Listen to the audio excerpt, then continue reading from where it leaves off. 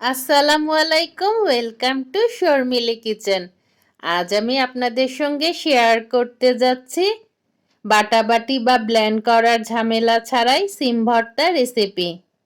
এটি কিন্তু একটু ফাঁকিবাজি রেসিপি। বাটাবাটিও করব না, আবার ব্লেন্ডও করব না, তাহলে ভর্তাটা তৈরি করব কিভাবে? চলুন তাহলে দেখে নেওয়া যাক রেসিপিটি করতে আমাদের কি কি উপকরণ লাগছে এবং কিভাবে তৈরি করছি।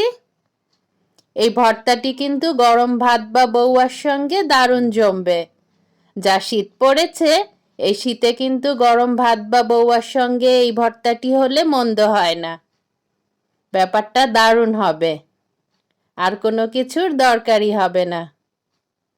চলুন তাহলে দেখে নেই রেসিপিটি আমরা কিভাবে তৈরি করছি। আশা করছি পুরাটা রেসিপি জুড়েই আপনারা আমার সঙ্গে থাকবেন। সিমগুলাকে আমরা সিদ্ধ করে নেব।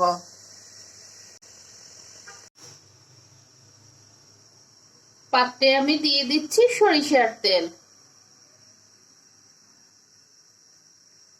তেলটা ভালো করে গরম হয়ে গেলে দিয়ে দেব রসুন কুচি।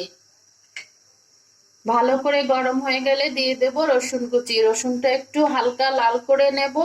আমি এখানে সিমগুলা সিদ্ধ করে দুই পাশের আঁশ ফেলে হাত দিয়ে চটকিয়ে নিয়েছে।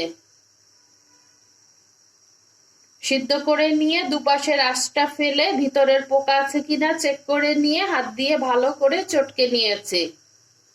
তেলটা আমার গরম হয়ে গিয়েছে, দিয়ে দিচ্ছি রসুন কুচি,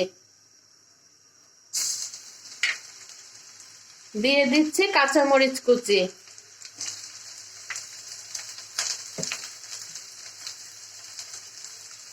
হালকা একটু লাল করে নিয়ে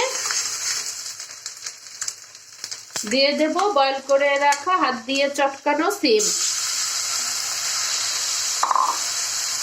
খুব সুন্দর একটা কালার আসবে, দিয়ে দেব সুন্দর একটা কালারের জন্য দিয়ে দিলাম 1 চিমটি হলুদ, দিয়ে দিচ্ছি পরিমাণ মতো লবণ। এখন ভালো করে ভেজে নেব।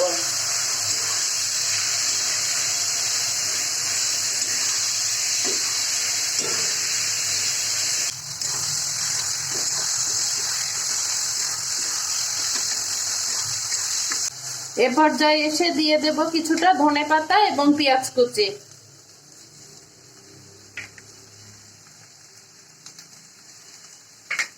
দিয়ে এখন ভালো করে ভাজা ভাজা করলেই আমার তৈরি হয়ে যাবে সিম ভর্তা রেসিপি।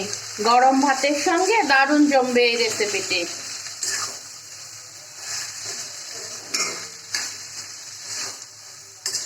খুব সহজে বাটাবাটির ঝামেলা ছাড়াই তৈরি হয়ে গেল সিম ভর্তা।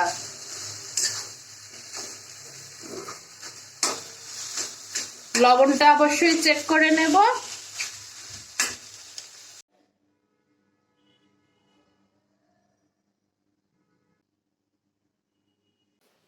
এরকম মজার মজার রেসিপি পেতে চাইলে আমার চ্যানেলটিকে সাবস্ক্রাইব করে রাখতে পারেন। আর আপনি যদি ফেসবুক থেকে দেখে থাকেন আমার পেজটিকে ফলো করে রাখতে পারেন। আজ আসি, আবারও চলে আসবো নতুন কোনো রেসিপি নিয়ে। আপনারা সবাই ভালো থাকুন, সুস্থ থাকুন, আমার জন্য দোয়া করবেন। আল্লাহ হাফেজ, আসসালামু আলাইকুম।